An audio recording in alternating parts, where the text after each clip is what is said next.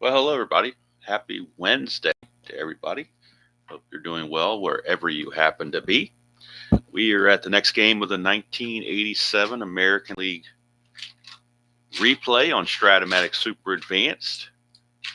Game number 315. It is the third game on the May 29th block. And tomorrow's game, if I'm looking ahead at the schedule, we are looking at Detroit. We're going to be in Detroit. It's going to be the Minnesota Twins taking on the Detroit Tigers. That will be tomorrow. And then on Friday, we'll be in Kansas City. It'll be the Texas Rangers against the Kansas City Royals. That will finish out the week of the replay.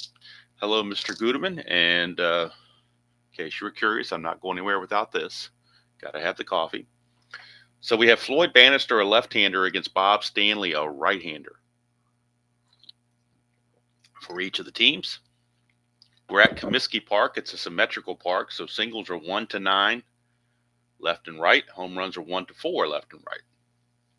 Bannister has a pitcher catcher hold interface with Ron Hassey of a +1. Bannister's a -2, but Hassey's a +3. Net to +1. Bob Stanley is a -3 hold. Sullivan's a 0, so he has a -3. And Bob Stanley has a 4 wild pitch with a no balk, and Bannister has a 4 wild pitch with a 2 balk. Chicago enters the game in dead even 21-21 as they try to stay in the American League West race chasing Oakland. Boston languishing at the bottom 18-28. But hey, it's on the schedule, so we play it. All right, so Floyd Bannister. And the one thing I didn't do was bring up the Strat-O-Matic computer so I can score the game as we play it. That's usually helpful because then I have stats and everything else to give you. So bring that up here really quickly before we get going, or as we get going. Gave Wade Boggs the thumbnail to see if that gives Boston any luck, because they're probably going to need it in this game, the way they've been playing. Especially facing Floyd Bannister, who comes to the game 5-0. Floyd Bannister is 5-0 on the replay. We look at his real world stats. He was at 16-11 with a 358 earned run average in the 87 season. But like I said on the replay, he has done very well for himself. He is 5-0, and it's not by fluke. His ERA on the replay, in real world, his ERA was 3.58. On the replay, it's 2.14. So he's been pitching really well. 71 innings pitched, only 54 hits, 13 walks, and 39 strikeouts. So he's done extremely well for himself. And there you see the starting lineups. Again, this is from the other day when I felt like typing in the lineups for the game yesterday. I went ahead, since it's a two-sided copy, I went ahead and did it for this game. This is the last game. The rest of the things will be handwritten, but it's just a one-time deal most likely. But at least it's a lot neater than my handwriting, so you can see all the ratings and all the players and everything else. The only thing I forgot to put in was Ron Hassey's pass ball rating. Normally I would have done that right here. Like I have Sullivan's pass ball ratings of 14. So I do need to go to the computer real quick and get Ron Hassey's pass ball rate. I'm going to write this in manually. It is a 4. All right, so get a pass ball check on Hassey. It's a 1 to 4 for a pass ball. Okay. That's the last little small detail. We're back to our standard dice, which are kind of like Chicago White Sox colored dice, to be honest with you. And Ellis Burks will lead things off. Hello, Kathy. Good to see all of you. So Ellis Burks will lead things off for Boston. On the real season, he hit 272 with 20 home runs. On the replays, only hitting 236, 4 homers, 10 driven in. Against the lefty Floyd Bannister, 6'8", and that's going to be a pop-up to second base, so he will pop it up to Donnie Hill, and there's one away. So I guess you could say that was the hill the ball died on, it was Donnie Hill. All right, here is Marty Barrett. He's hitting 303 on the replay, no homers, 8 driven in. He hit 293 real world. 3-4, and that's a ground ball to short, so Ozzie Guillen will take care of that. 2 up and 2 down. Go Boston here in the top of the first. And here comes the man, Wade Boggs, hitting 352 on the replay, 9 homers, 23 driven in. He hit 363 real world. 3-8, and he's going to draw a base on balls. First walk issued by Ban. Oh, I'm just looking at the right side. Should be looking at the left side, shouldn't I? My bad. See, I did that. 3-8 is actually not going to be a base on balls. 3-8 is actually going to be a ground ball to second. I made that mistake. I got to look at the blue. It's a lefty on the mound. Got to remember that. Maybe I need another cup of coffee. I don't know, but at least I caught it.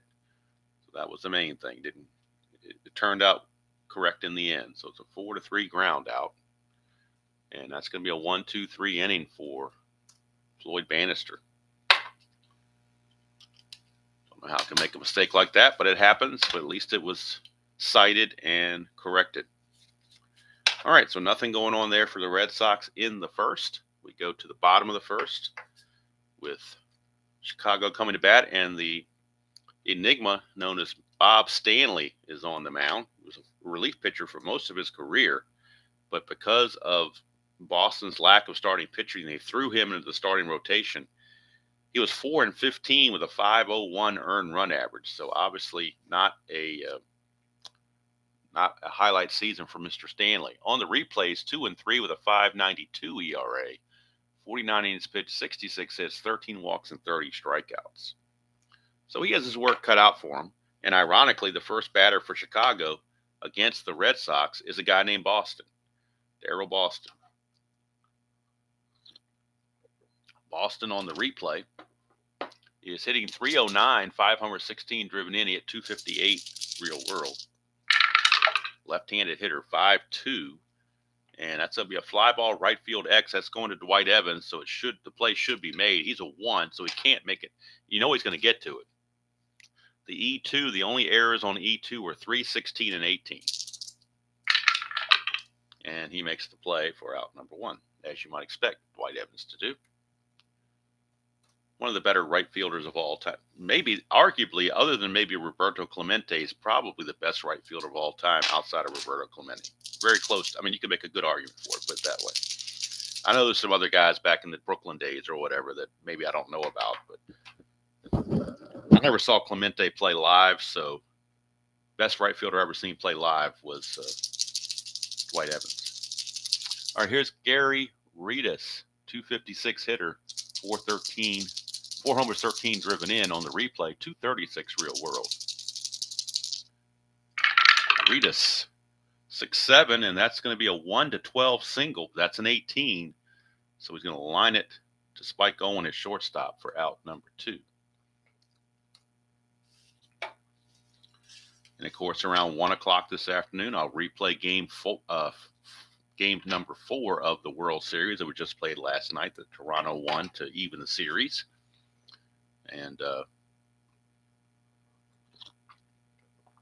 in my replay, Dodgers lead 2-1, just as they did in real world. Of course, the games aren't going the way the games are going in the real season, but our real World Series, but it's still fun nonetheless to do it.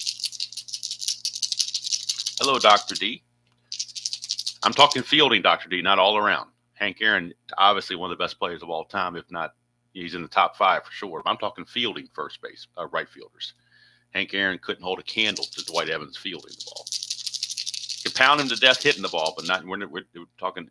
You're cool. You're cool, Dr. D. I was talking fielding. I said other than Roberto Clemente, I thought Dwight Evans was probably the best right fielder that's ever played. I know Carl Furillo it was before my time and all that stuff, so I'm just going by. I know Vladimir Guerrero Sr. was pretty good. You know, there's been some good ones, but the one I remember, I mean, the only reason that Dwight Evans is even getting a sniff of any kind of Hall of Fame consideration is because of his defense. It's not because of his offense. Hello, Chuck. Good to see you. Your Tigers will be on tomorrow morning against the Twins. That'll be the matchup tomorrow morning. All right, so we got Harold Baines. Speaking of Hall of Fame, and maybe you question whether he should be there or not. He's hitting 299 on the replay, a homer 11 driven in. He hit 293 real world. 5'8", and that's a line out to Spike Owen again, and nothing doing for the White Sox. I do have a new roll of tape, same company, but it looks like it's a better better quality off the assembly line. So I'm hoping I don't have these problems going forward like I had before with the score sheet flopping all over the place. Hopefully not, anyway. Okay, Floyd Bannister is going to be out facing Jim Rice. Rice on the replay hitting 305, 3 homers, 21 driven in. He hit 277 real world. It's a 6-5, and that's a fly ball to center field. And center fielder Ken Williams will make that catch, one away. And I don't know if I know I didn't mention it, Chuck, but that Minnesota, it's going to be Walt Terrell against Les Moonstraker for the Twins.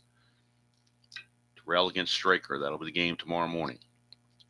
Here's Don Baylor, designated hitter, Mr. Hit by Pitch. Took over that lead from Ron Hunt. Let's see here. Ruth played right field, but he didn't. He wasn't there for his glove. They put him there because they didn't have anywhere else to put him, but he wasn't there for his glove.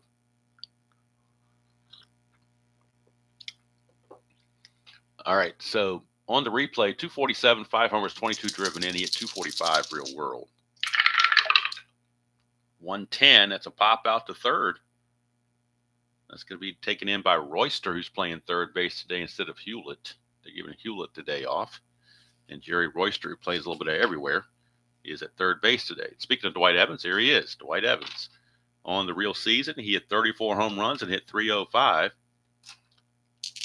In the replays, hitting 336, 7 home runs, 31 driven in. So his average is better, but his home runs are not quite, he's not quite on pace to hit 30-something home runs, unless he picks it up.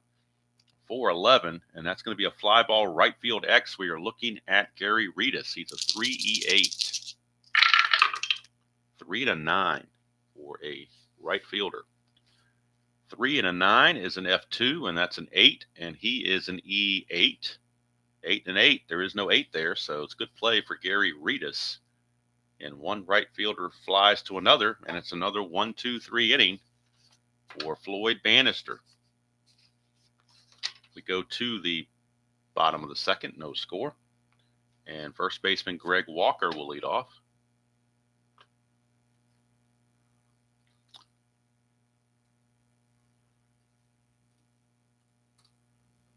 Hey, Dan, good to see you. Yes, coffee and baseball. Can't do without it.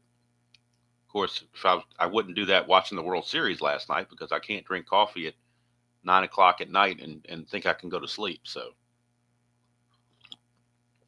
some people can. My brother can. But if I use it to wake up, help me wake up in the mornings and get my senses going. But if I drink it after about 3 o'clock in the afternoon, I'm going to have trouble that night. So I stay away from caffeine after about 3 in the afternoon. All right, here's Greg Walker, first baseman. He's hitting 233 on the replay. 4 homers, 17 driven in. He hit 256 real world.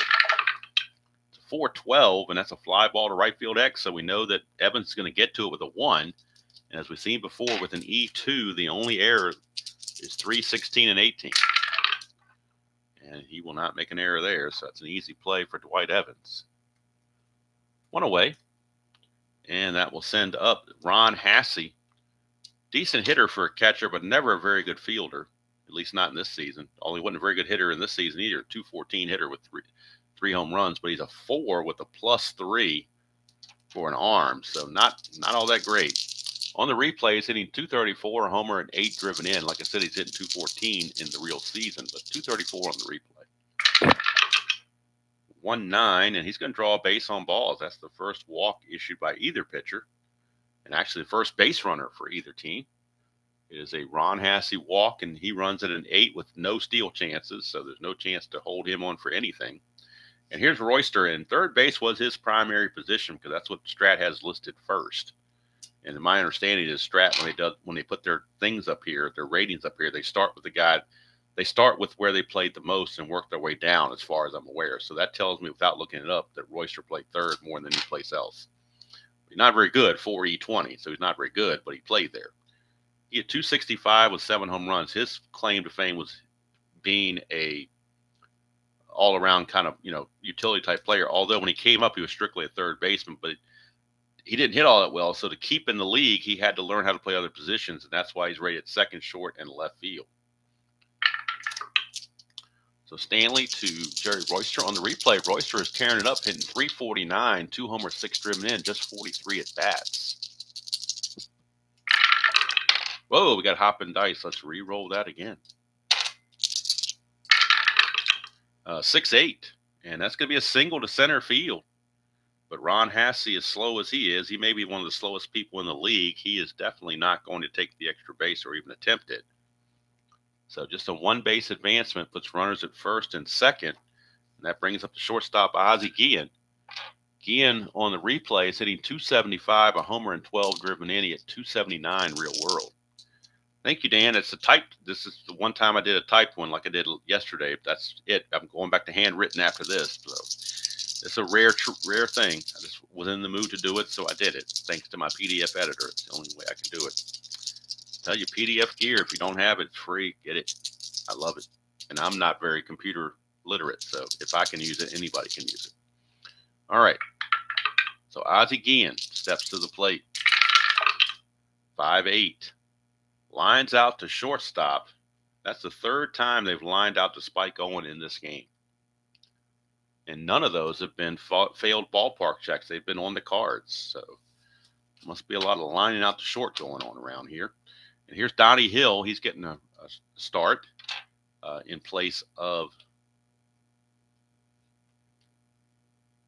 Actually, I think he's primarily second. Him and Manrique kind of split, I think. He had 410 at bats, so you could say he was probably the primary second baseman. He had 239 on the season. In the replay, he's only hitting a .91, 2 homers, 13 driven in. Clutch situation for Donnie Hill. He loses a hit on 1-2 and on 3-9. Hello, Colin. Good to see you.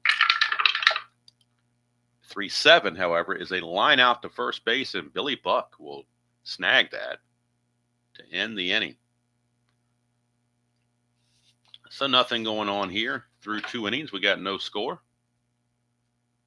Go to the third, and Billy Buck will lead things off. Mr. Buckner. Buckner hit 286 on the real season. He does get traded to California towards the end of the season. But right now he's with the Red Sox. 286 on the real season. On the replay, he's hitting 249, 3 homers, 20 driven in. Lefty on lefty matchup. 1-4, and that's a ground ball right back to Bannister. 1 away. That will take care of that. Here comes Spike Owen, switch hitting shortstop. He's hitting 194 on the replay, a homer and 3 driven in. He had 259 real world, so he's definitely been off his game. 3-6, that'll help. 1-6 is a double. That's a single for Spike Owen. First base hit of the game for the Red Sox. Belongs to Spike Owen. And Spike Owen will have to be held. Now, Bannister does have a +1. So it'd be a 1-14 if he got the lead. So they may try to get the lead here and try to stir something up for the Red Sox. He needs a 2, 4, 5, or 6 to get the lead. And 11, he's picked off. 7, he doesn't get the lead, so it's a moot point. And here comes catcher Mark Sullivan.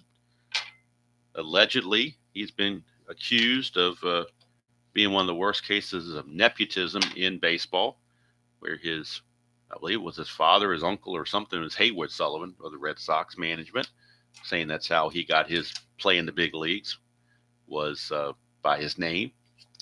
He didn't do it by his bat. He hit 169 and 160 at bats. Decent defense, but no hitting whatsoever.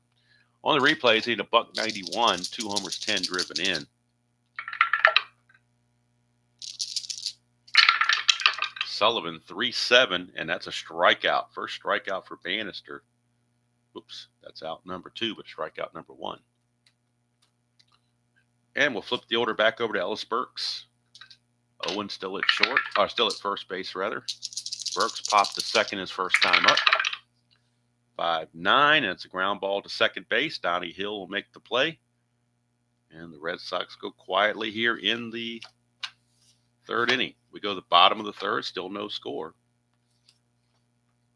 Stanley back out will face the number 9 hitter, Ken Williams, who I believe later becomes the general manager of the White Sox in a few years, which is kind of ironic, if I'm remembering that correctly. All right, so Williams on the replay, on the season hit 281 with 11 home runs.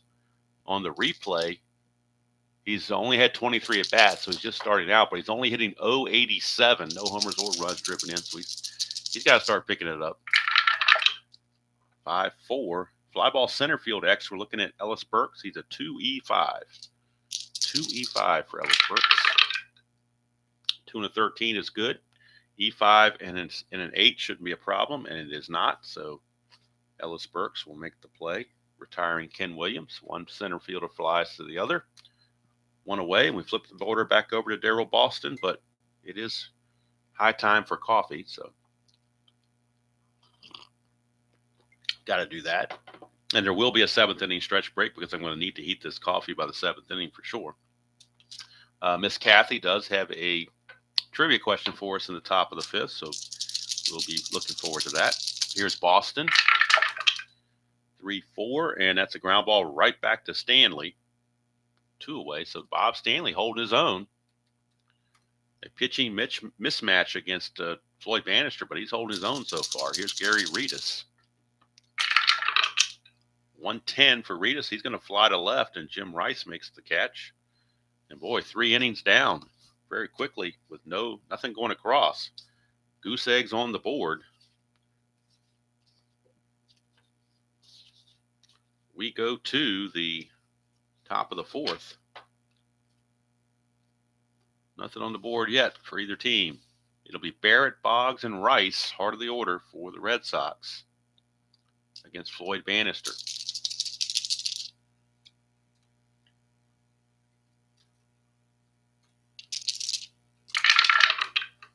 6-6, and that's going to be a 1-2 triple. Anything else, he singles. That's a base hit for Marty Barrett. Barrett with a single. He's got a chance to get a lead. Needs a 4, though. It's the only way he gets the lead is on a 4. Doesn't get it, so he will hold. And here comes Wade Boggs. Wade Boggs is your batter. Now, do I go against my own philosophy here? Would I want to do that? No, I'm not going to do that. The thought was there to hit and run with Wade Boggs, but I'm not going to do that. Boggs is a good enough hitter. He doesn't need the hit and run. So 2-5, and it's a ground ball first base A, so that time he gets into a double play. Maybe we should have done it, but who knows? A lot of times you can if you do the hit and run, you take away his power rating. If he hits one of these diamond shots, then you're saying, why'd you do that? So it always looks like you should have done something different when the dice come up a certain way. But it's a 3-6-3 double play. 2 quick outs. And here comes Don Baylor. But the thought was there. I haven't totally, disdained it like it's poison or something. It was there. Just in the far reaches of my mind, it was there. But it was so far back that I couldn't reach it. So, all right, so Jim Rice is up.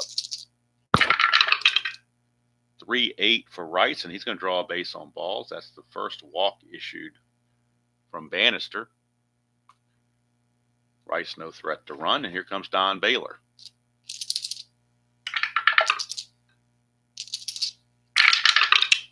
Five, 6, and that's a ballpark blast. First ballpark blast of the game. Home runs are only a 1-4, and that's a 15, so just a deep fly to left. Had it been at Fenway, that might have been a home run, but not in Comiskey. So Baylor just hits a deep fly out to Darryl Boston to end the inning. Go to the bottom of the 4th. Still zip to zip. Stanley will be facing Baines, Walker, and Hassey, 3 left-handed hitters against Bob Stanley. Don't forget, top of the 5th, we have a trivia question. 3-8 for Baines. 1-12 is a single. That's a 10, so Harold Baines. Base hit. Base hit for Baines. You can see he has no chance to steal at all. He attempted nothing Only runs at a 9, so he's not there for his speed, that's for sure. But he will not be held. And here's Greg Walker. 1-7 for Walker. He walks. So Walker does what his name says and walks. And now first and second. And now is where Bob Stanley can get in a little bit of trouble.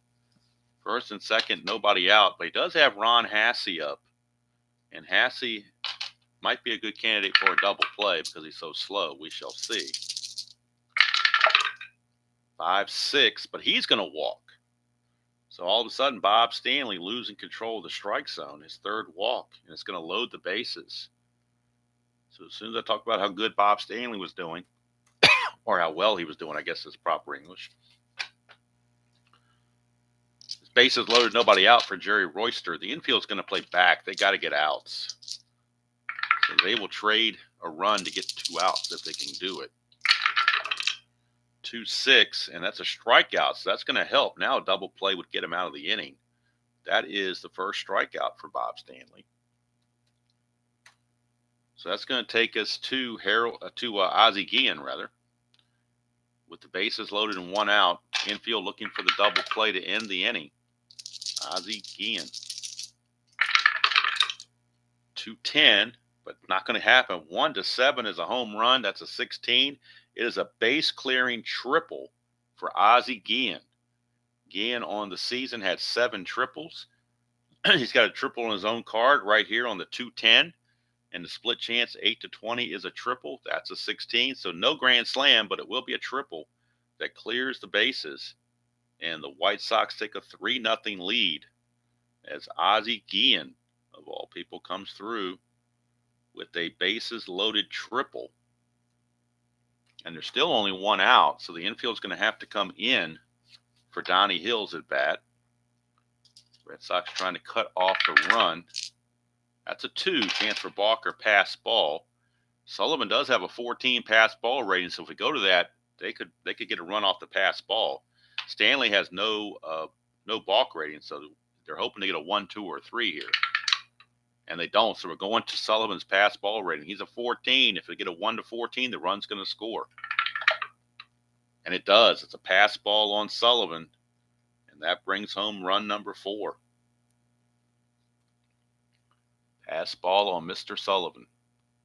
And that's why we do the havoc rolls, to include those pass balls. Now Donnie Hill's up with nobody on, so the infield back to normal. 6-9, and that's going to be a single for Donnie Hill.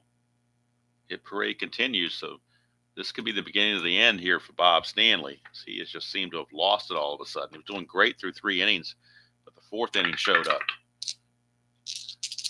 And it looks like Kathy's trivia question's getting cold. 4-4, and that is going to be a ground ball third base X, a possible double play to get him out of the inning for Wade Boggs, 2E16. But the double die might have other ideas. 2-8, though, might still get away with it. Might be a G1, but I'm thinking it's a G2. 2-8 is a G2, no double play chance. That's a 6, and he is an E16. There's a 7 there, but no 6, so it's a G2 fielder's choice. It's going to be 5-4 on the fielder's choice, so no double play. Double die prevented that. So with 2 outs, here comes Darryl Boston with Williams at first base, and Williams can run. So let's see if he wants to try to obtain a lead. Needs a 6, 7, or 8. And he gets the 7th. He's going to go 17, being held to 15. Stanley is a -3, so it drops him to a 12. 1-12.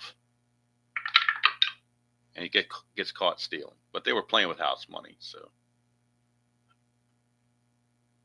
The White Sox will score a Abraham Lincoln 4-score inning, and Darryl Boston will have to lead off next inning. He was at bat when Williams got caught stealing, and that will end the inning. At the end of 4 complete, it is Chicago 4 and Boston nothing. And now, if you will turn your attention to the chat box, Kathy has a trivia question for us. Don't know what type, if it's World Series, general, whatever. All right, let's see here. Let's look at the question. Mike Andrews was effectively kicked off his team in the middle of World Series after making 2 errors by what owner? Okay, I know that one, but I'll let somebody else chime in. I believe Mr. Guterman has it. That called, I think it was 1973 against the Mets, and it caused a big stir with it. The A's were like threatening to boycott or something because they really liked Mike Andrews and they didn't want him taken off the team. And Jeff gets the bells and the whistles. I don't have any Ike candy to give you, Jeff, but I'll give you an honorary coffee slurp. How about that? It's the best I can do from this end. Honorary coffee sip. And that is good coffee. But I can tell it's starting to get a little cooler. So by the 7th inning, I'm definitely going to need a reheat and probably maybe even a refill. I don't know. Or at least a top off. All right, here's Dwight Evans trying to get the Red Sox back in business. Thank you for the trivia, Kathy. 6-5 is going to be a fly to center, and Ken Williams will make the catch. 1 away. So Floyd Bannister now given a 4-0 lead. Almost like he's going to be on cruise control here. They taped. Okay, I don't know the whole backstory, but I just know something about where the players were really angry about it, and I guess that finally made Finley change his mind on that. 2-10 for Buckner. It's a ground ball to first, and Walker will make the play. O'Kuhn had to step in. Okay, probably a good idea. He also had to step in on Finley when he tried to trade half his team away to the Red Sox and the Yankees. I know he tried to trade away or sell off, was it Vida Blue, Raleigh Fingers, and Joe Rudy or something like that, and they had to step in on that. All right, here's Spike Owen, shortstop. 3-4, and that's a 1-14 triple. 15-20 is a double. That's a triple for Spike Owen. He has singled and now tripled.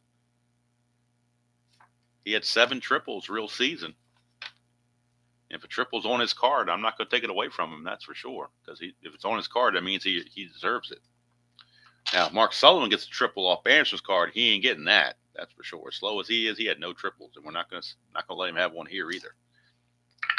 All right, so now 2 outs and a runner at third. That's a 2, chance for a balk or pass ball. 2 balk rating rather for Bannister. He's a 2 balk rating. Hassey has a 4 pass ball rating. So we're looking at the balk rating, which is a 2. And there's no balk on Bannister, so we drive on. Sullivan, 6-7, struck him out. So Bannister bows up and strikes out Sullivan, Mr. Nepotism himself. Second strikeout for Bannister. They've both been on Sullivan by no coincidence. And we go to the bottom of the 5th, 4-0. So Bob Stanley's going to come back out, see if he can regroup from the last inning. Facing the top of the order, Boston, Reedus, and Baines. 5-9, and that is a fly ball to Evans in right field. 1 away. That'll send up Gary Reedus. Reedus is 0-2. 3-7, and that's a strikeout for Stanley, so he's much better this inning. Second strikeout of the game for Stanley. And that'll take us to Harold Baines with 2 outs and the bases clear. Harold Baines. 2-8 for Baines. Solid single, so Baines is 2 for 3. No threat to run, of course. And here's Greg Walker. Walker's 0 for 1 with a walk. 2-2, and that's a ground ball to Boggs, and that will do it. Ends the inning. So at the end of 5 complete, it's still Chicago 4 and Boston nothing. As Bannister seems to be on cruise control. He'll be facing the top of the order, Ellis Burks. His fatigue is a 7, so he's certainly got a couple innings left in him. Could potentially toss a complete game if he's effective. Here's Ellis Burks. He's 0 for 2. 6-5, and that's a fly ball to center field. Ken Williams runs it down. 1 away. All right, top 7 emoji. Do you want to do that? Yeah, it's top 7. Okay. I was thinking 7th inning stretch, which of course is the bottom of the 7th. I need another sip of coffee, make sure I got my innings straight. So top 7, we got a movie emoji trivia. Once the 6th inning is complete. All right, here's Marty Barrett. 4-5, and that's a pop out to short. Easy play for Guillen, 2 down. And that'll send up Wade Boggs. I gave him the thumbnail hoping that would give Boston some help, but he's 0 for 2 in this game. 5-10, and that's a catcher X. We're looking at Hassey. He's a 4-E2, but nobody's on base, so it might catch a break. Although a 4 and a 2 might very well be an infield hit. Devil Die comes up early again. 4 and a 2 is actually it's a W/G, so it should be a ground out, you would think. That's a 4, and he is an E2. There is no error there. So W/G is simply going to be a ground out, squib in front of the plate. So he will throw Boggs out 2-3. Had someone been on, that would have been a wild pitch, but nobody was on. So Bannister, 6 shutout frames. And Boston seems rather lackluster in this one. Stanley, this is his fatigue inning, number 6. Keep an eye on that. He'll be facing Hassey, Royster, and Guillen. 3-8 for Hassey is a fly ball to Evans and Wright, 1 away. Maybe they will not score so many runs this inning so that Kathy's trivia question won't get cold. Here's Royster. 4-5, and that's a ground ball to Barrett at second, 2 down. I did see something interesting, though, in the World Series thing. I think they said and I don't know if this is accurate or not, but I believe it. I think it is. And this was in this current World Series, where they had the 18-inning game the other day. I think they said they've had 2 18-inning games in the World Series, and Brad Paisley has sang the national anthem at both of those games. So I think they're going to try to keep Brad Paisley from singing the national anthem to avoid another 18-inning game. So I think obviously it's a coincidence, but I thought it was kind of a neat little thing somebody cooked up. Here's Guillen, 6-12. That's a ballpark blast. 1-4. That's a 3, but he has weak power. So no home run here, just a single for Ozzie Guillen. So Stanley catches a break that he got somebody with weak power to hit that home run chance on the ballpark blast. But Guillen will be looking to run. 6 or a 7 gets him the lead. Does not get it. He will hold. And here comes Donnie Hill. 2-8, and he pops it up to Buckner. And that will end the inning. So Stanley regroups and pitches a shutout 6th inning. Keep his team in the game. He has a little bit of endurance still with him as well. And we go to the top of the 7th, so turn your attention to the chat. And Kathy has a movie emoji for you to figure out. Get your thinking caps on for that. All right, there it is. Anybody want to give it a shot? Go for it.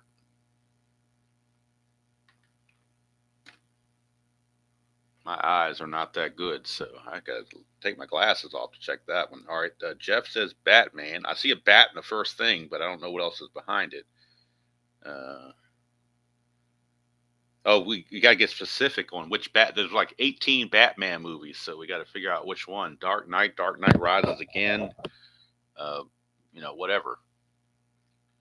So I'm not sure. Maybe Dan might have clarified the answer here.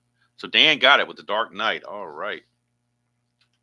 Jeff was right there on the trail, though, with the Batman, but there was several different versions of Batman. Even 2 versions of the Dark Knight, because he had Dark Knight and Dark Knight Rises Again. So I kind of like the very first one with Jack Nicholson. I thought that was the best one out of the bunch, but not sure I like Michael Keaton as Batman, but I guess he's all right. He just kind of I don't know what the size. He just seemed like a small dude to me, but Christian Bale, I thought physically made a better Batman, but Jack Nicholson definitely was awesome as the Joker for sure. Jack Nicholson's pretty much awesome in anything he's in. So congratulations to Dan and to Jeff. Get an honorary coffee sip from me. I don't have any candy. So here we go with the top of the 7th. This is the fatigue inning. Heath Ledger did a very good job as Joker, but I still like Jack Nicholson's Joker. I just thought he was something. All right. Of course, I'm biased because I like Jack Nicholson. So. All right, here is Jim Rice. 111. And that's a ballpark blast for Rice, but again, it's only 1-4. But this time the Devil Die cooperates with the 4, and that is gone. Jim Rice, home run. Look at it again. 1-11 is a ballpark blast. Comiskey Park 1-4. Devil Die is a 4. So the Red Sox get on the board. A solo home run from Jim Rice. And Rice, let's get his numbers. Jim Rice, that's only his 4th home run of the replay. He only had 13 all season. But on the replay, it's his 4th home run and 22nd run batted in. Cuts the lead to 4-1, and here's Don Baylor. 1-5, and he's going to pop it up to Guillen at short. 1 away. And that will take us to Dewey Evans.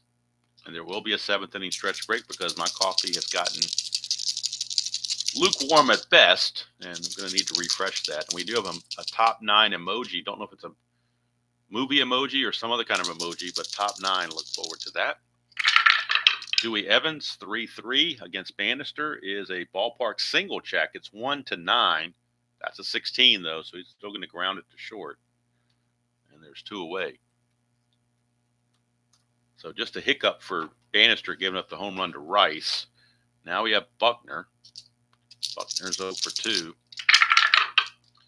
1-6. That's a base hit for Buckner. And that brings up Spike Owen, who's been the only one that can figure out Bannister. He has singled and he has tripled.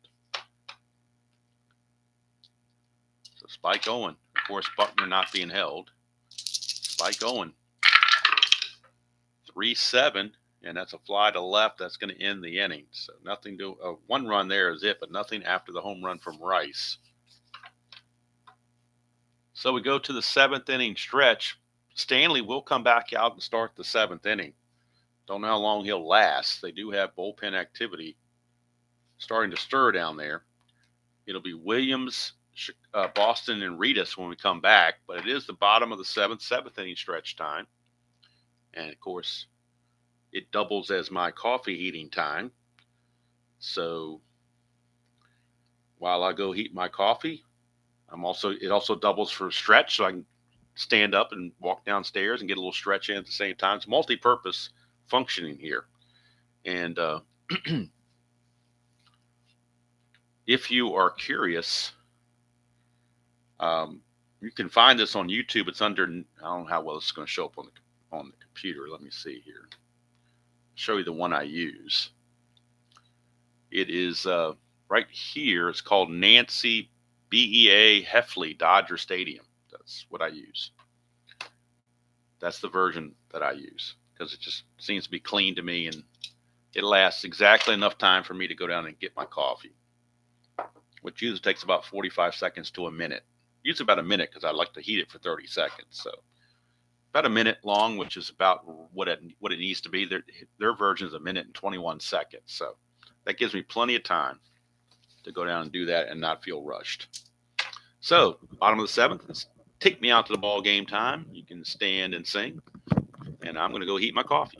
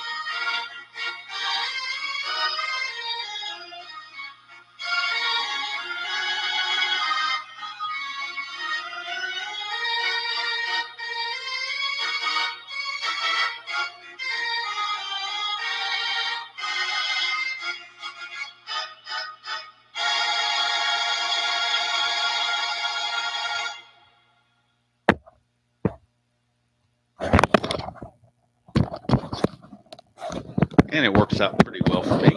Comes out to be the perfect timing. Didn't do a refresh this time. I just did the heating up. So didn't add any coffee, but did heat the coffee that I do have so it's drinkable for the remainder of this game. All right, I'm assuming that Boston will not force the bottom of the ninth, so I'm assuming we're going to be over after top 9. But that could be a bad assumption. Also, don't forget, if you're so interested, around 1 o'clock this afternoon, we will have Game 4 of the 2025 World Series replay, game from last night, on History Maker Baseball. And then tomorrow morning, we will have Minnesota at Detroit as the game of the day in the American League replay. Of course, Friday afternoon I'm trying to start the tradition, I guess, of doing the one National League game of the week from May the 29th. And the game I picked was the Mets at the Padres. So Ron Darling and Dave Dravecki from San Diego, the New York Mets against the Padres. Keith Hernandez, Darryl Strawberry, and all that bunch. So here we go. Ken Williams, bottom of the ninth against Bob Stanley. Or bottom of the seventh, rather, against Bob Stanley. 5-9, a fly to center, and Ellis Burks will put it away. 1 down. And that will send up. The Demolition League hasn't gone anywhere. That's going to come back after I finish the World Series, and I'll be doing back to Demolition League games at night. So here's Daryl Boston. 4-12 against Stanley. It's a fly ball right field X. Again, that's Evans, and again, he's going to get to it. And the only errors that Evans has to be concerned about as an E2 is 3, 16, and 18. And so good play there for Evans. And Daryl Boston's 0 for 4 with 3 flyouts going to right field. So 2 down. So Stanley hanging in there. Just had that one bad inning, but otherwise he's pitched really well. Here's Reedus. 2-4 for Reedus. He's going to fly to left. That's going to end the inning. So Stanley, he may get a complete game by going 8 innings. We'll have to wait and see. So far, no bullpen activity for either team right now. So we go to the 8th inning. Lloyd Bannister. Now we're in the 8th inning, so pinch hitting is definitely going to be a thing. So the Red Sox are definitely going to pinch hit for weak hitting Mark Sullivan. They will go to their bench. And, of course, Rich Gedman will come in and catch, but they need a pinch hitter. And the pinch hitter is going to be right-handed hitting Ed Romero. Romero hit .272 on the season. So we're going to have Romero hit for Sullivan, and then Rich Gedman be the catcher in the bottom of the 8th. So we're going to have Romero. It's going to pinch hit in the 8th. And we're going to have Sullivan. Not Sullivan. What am I talking about? He's already in the game. Not Sullivan. Gedman. We will have Gedman catch in the 8th. All right, so Ed Romero will be coming on. Need to get the numbers on Romero on the replay. Wait a minute, I got Spike going. Oh, okay. I was out of order here. It should be. Wait a minute, something didn't happen on the Strat computer because I get the Strat computer showing me Spike Owen is supposed to lead off, so I know that's wrong. So I need to go to figure out what's going on with the Strat computer on my play-by-play. I must have not entered something. So I'm going to have to go back and fix this, but I will do this after the game is over. I'm not going to interrupt the stream to do it now. I just want to see where I messed up here, where I didn't include something for the Red Sox. So it's back to the 7th inning. Buckner flies out. Single. Okay, home run Rice. Of all things, I didn't give Rice the home run. How about that? I didn't give Rice a home run. I gave him to him on the score sheet, but not on the thing. So I'll fix it after the fact. But because I don't want to hold up the progress here. So we'll go to the Strat computer to get the numbers off Romero. I won't put him in the game yet, obviously, because I don't want to mess up the. Well, you know what? It won't take long. Let me do it because I want to get the. I want to have the box score be correct. So pardon me for 1 minute while I get this all corrected. Thank goodness the Strat-O-Matic computer has the undo button, because a computer scoring system called Ball Score, Ball Stat, I've tried it once, but if you screw something up in that, if you go through 7 innings and then you mess something up in the 8th inning, you got to do the whole thing. It's just a mess. So I tried it, and Mikey and the Life cereal, I tried it, but I didn't like it. So I went away from that. So now we're back to where we need to be. Rice homers. This won't take long. Pop up to short for Baylor. Grounder to short by Evans. Single from Buckner. Oops. The strikeout by mistake. Fix that. Buckner single. And then Spike going flies to left.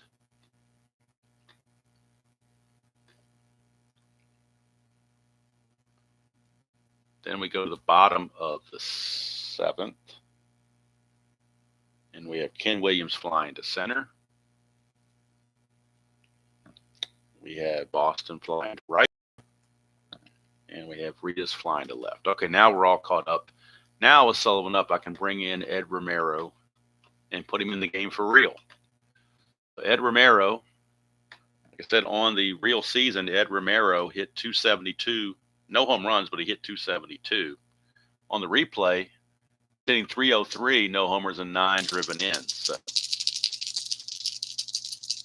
I remember that. Something the Joker was pitching in, this is from the TV series where he's pitching in prison or something like that. All right, so here is Ed Romero in a pinch hitting duty, 5-5. And home run chance, but he got 0 power. 1 to 6 would be a single. 7 to 20 is a double. That's a 7, so he actually catches a break there, and it's a pinch hit double for Ed Romero. Ed Caesar Romero with the jokes on Bannister because he gets a double. And that'll bring up Ellis Burks. Top of the order. Romero runs at 12. Pretty average. Not being held. 3-5, and that's a fly ball to center field. B could try to move Barrett up to third base, but you're down by 3 runs, so why take the chance? His run is not going to tie the game or anything like that, so they're going to keep him at second base where he's in scoring position. You still got 2 chances. You got Barrett and Boggs with 2 chances to drive him home. 4-12, and that's a ground ball pitcher B, so that's going to freeze the runner. Romero will have to hold at second base as Bannister makes the play, and now it's up to Wade Boggs in a clutch situation. And in the clutch, Boggs is actually in this season not a good clutch hitter. He loses hits on 1-8 and 110. So we'll see what happens here. Romero at second base with 2 outs. 6-6, and that's a 1-4 single. That's a 19, so he lines it to second, and that's going to end the inning. So even if he made it to third on that flyout, he wouldn't have scored because the other 2 results. So Bannister will continue and try to complete what he started. As we could have a double complete game here. What kind of novelty would that be? To have a double complete game? That's unheard of. All right, at least in modern baseball it is. All right, so Stanley's going to come back out, and he'll be facing Baines, Walker, and Hassey. There are 3 left-handers out there. But the way he's pitching in this inning, we're going to let him, from the previous inning, we're going to let him at least try it. Right now, Boston is 18-28, so it's not like they have a whole lot to lose. So Herman is going to come on and catch. So Stanley will have a new battery mate, but I don't think that's going to make that much of a difference because he pitches to Gavin all the time anyway. So here's Baines, 3-5, and that's a walk. Leadoff walk to Baines by Bob Stanley. Bullpen is active, as they do have action in the Boston bullpen just in case, and it will be left-hander Joe Sambito, and right-hander Calvin Schiraldi. Lefty-righty action in the bullpen. Greg Walker, your batter. Get a 6-9, and that's a single to center field. That's going to probably be it for Stanley. I don't think they can allow him to go any further. So that's going to be it for Stanley. He is done. And they will go to the left-hander, Joe Sambito, out of the bullpen. So Sambito will be coming on for the Red Sox. Stanley gave it the old college try, but couldn't quite get there. He goes 7+, and he's going to give up a total of 7 hits. So far, 4 runs, but these 2 guys are his responsibility. He walked, let's see here, he walked 1, 2, 3, 4 walks. That's kind of been his bugaboo in that game, particularly that inning. And he only struck out 2. So Joe Sambito will be coming on to try to get out of the mess. He is a -5 hold, but I don't think that really matters at the moment. Gedman, the new catcher, his arm is a -1, so it's going to make it a -5. But I don't think that really it's going to take effect too much right now. Sambito on the real season, 2-6 with a 6.93 ERA. Trying to be a lefty specialist here, as they say.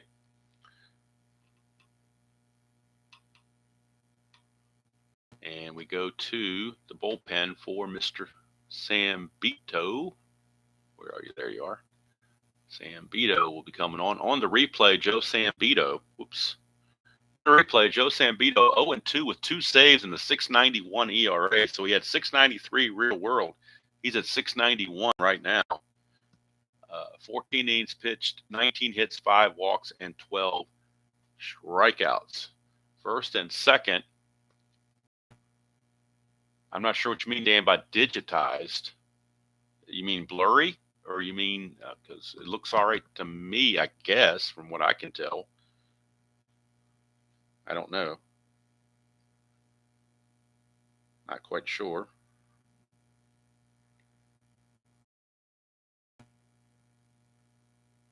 Now I am starting to get the circle all of a sudden for a split second. Now that's fixed.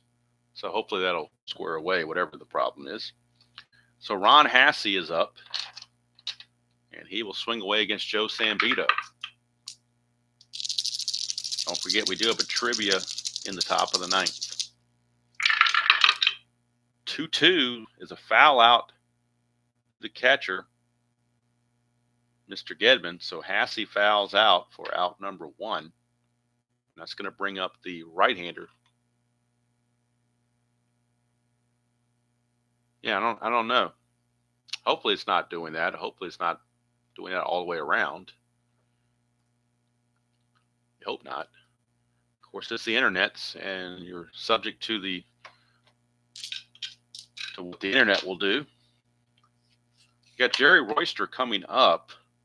First base is open, but I don't know if you want to walk Royster and load the bases. But I think that's what they're going to do. They're going to walk Royster intentionally. Set up a double play for lefty on lefty for Ozzie Guillen. So they will make the 4. This is not hold up 4 fingers and he walks. This is you have to throw the 4 pitches. And now the infield looking for the double play off of Ozzie Guillen. They are back for the double play. Lefty on lefty with Ozzie Guillen. It's a 5-7, and it's a ground ball shortstop X. Spike Owen, 3E17, but can he get enough to get a double play? Devil Die does not cooperate. He may not even field this ball because of the Devil Die being so bad. 3 and a 4 is an SI1, so it's going to be an infield single. It's going to score a run and keep the bases loaded, and we'll check for an error. That run is charged to Stanley. Other runners will move up. That's a 8, and Owen's a 17. There is no 8, but it is an SI1, so That's basically going to bring home a run at 5-1. 5-1 to score. Bart, is it blurry on you guys' end? Because I'm not seeing it on my end. Of course, I'm looking through the laptop, not on my phone. Let me look at my phone. Yeah, it is kind of. Yeah, it is. It is kind of, sort of doing that, but hopefully that fixes itself. Hopefully it will.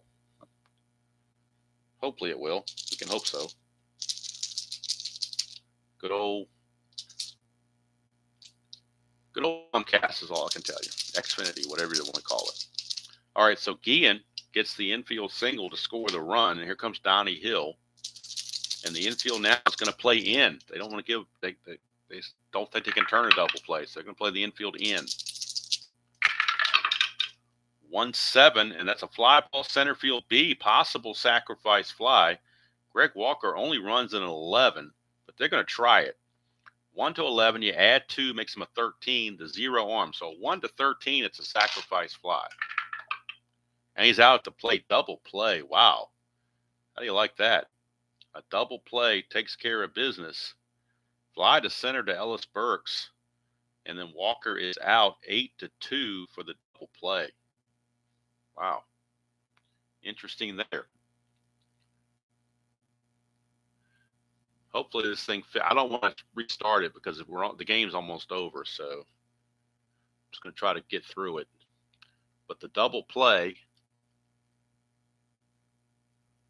and Walker is out at the plate.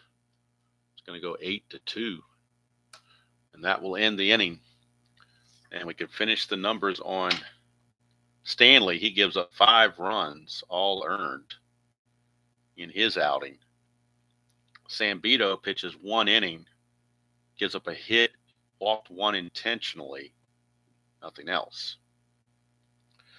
So, top of the 9th, we have a trivia question, as long as the computer will not digitize too much where you can actually see it, from Kathy. See if we can get that trivia question out. And Floyd Bannister will be going for the complete game in the meantime. But we'll see if Kathy can put something out that we can see. I notice I'm looking through my cell phone now, and it is definitely blurry for sure. It's getting signal, but not getting signal. So hopefully you guys can see this. I can see it clearly on my laptop, but looks like a boat, an island, and Pirates of the Caribbean. That's a good guess, Jeff. I was looking at a boat, an island, and a pirate thing. So Pirates of the Caribbean sounds like a good guess to me. But we'll get clarification from Kathy. But it sounds like a very reasonable guess. Jeff did get it. Very good. Raise the Jolly Roger, huh? That's when the Pirates are playing. Okay. So we will head now to top of the 9th. And Bannister going for the complete game. He's going to face Jim Rice, Don Baylor, and Dwight Evans. Thank you for that, Kathy. 3-4 is a ground ball back to Bannister, out number 1. So if it's a little fuzzy, you'll have to just that I'm reading the right numbers for you on cards. Rice is out of there, so 2 down. No action in the Chicago White Sox bullpen. They got full confidence that Bannister with a 4-run lead can finish this thing off. Here's Baylor, 1-11, and that's a ground ball to second baseman Donnie Hill, 2 down. So Bannister definitely going for that complete game. 1 out away from it, and Dwight Evans is the only thing standing in his way. 2-3 for Evans. He's going to fly it to right field. Reedus is there, and the ball game is over. A complete game victory for Floyd Bannister. 5-8-0 versus 1-6-0. And the White Sox improved to 22-21, get a little closer in the American League West. Let's get to the box score and finish this thing up and set you up for tomorrow's game between the Twins and the Tigers. Bannister now improves to 6-0. Lowers his ERA to 2.02. And again, he had a 3.58 real world, but right now in the replay, he's got a 2.02. Jim Rice cost him a 5-hit shutout. That's okay. Ozzie Guillen, player of the game offensively for the for the White Sox rather, his bases loaded triple was the difference. So officially for Bannister, 9 runs, 6 hits. I'm sorry, 9 innings, 6 hits, a run, which was the homer, 1 walk and 2 strikeouts. So Boston drops 18 and 29. Chicago improves to 22 and 21. And as we look ahead to the next game look ahead first of all at the standings. With that win, Chicago improves to 22 and 21. They've now tied Kansas City at 2.5 games back of Oakland. However, Kansas City still has to play against Texas, so a game to figure that out. But coming up next in the replay for tomorrow morning, we will be at Tiger Stadium, and we will have, back to handwritten score sheets, we will have the Minnesota Twins and the Detroit Tigers from Tiger Stadium. Walt Terrell against Les Straker, and that'll be game number 316. And one note for the Tigers is once we get to the May 30th, they will get Willie Hernandez to add to their bullpen. So definitely give them some bullpen help. For this game, Darnell Coles will go on the DL, so they'll be short one player. On the 30th, they'll bring up an infielder named Jim Whalewander. He will take Coles' place, and then they add Willie Hernandez to the bullpen. So on May 30th, they get some reinforcements. So they're going to try to win this game and hope for reinforcements on the 30th. We don't need any Billy Ocean references, Dan. You don't want to have, they could also say when the going gets tough, the tough gets going, huh? All right. So as that great theologian said, Fred Sanford said, when the going gets tough, gets going, so you better get going before I get tough. That's what he said. So, all right. So this afternoon around 1 o'clock, it's going to be game 4 of the 2025 World Series in History Maker Baseball. And it's going to be Shane Bieber against Shohei Ohtani as the starting pitchers. And then tomorrow morning, roughly 9 o'clock, we're looking at Minnesota and Detroit from Tiger Stadium. Two good teams. Minnesota's been hot. They're under 500, but they've been coming on strong. And Detroit certainly challenging. Needs to keep winning to challenge the Yankees, Brewers, and Blue Jays in the East. And then, of course, on Friday, we'll have the National League matchup at the end. Yeah. He definitely was. That was a great show. I don't know much about his nightclub act, but I remember the show very vividly. It's one of my favorite sitcoms of all time. And I probably got most of those lines memorized from that show. I've watched them so many times. Because I love comedy. That's a good one, Chuck. In fact, Lamont said, he was talking to somebody. He said he thought his middle name was Dummy because he got called Dummy so much. So anyway, interesting show back in the 70s for sure. All right, so that's going to do it from here. Hope you all enjoyed that presentation of Strat-O-Matic baseball. And thank you for getting through those technical difficulties there at the end where it got a little fuzzy or a little dicey, or to borrow a pun, a little dicey. But White Sox do it. They defeat the Red Sox. And now, tomorrow, we'll be in Detroit, Tigers and the Twins. So until next time, enjoy playing whatever game you choose to play, however you choose to play it. And I will see you all down the road. Have a great day, everybody.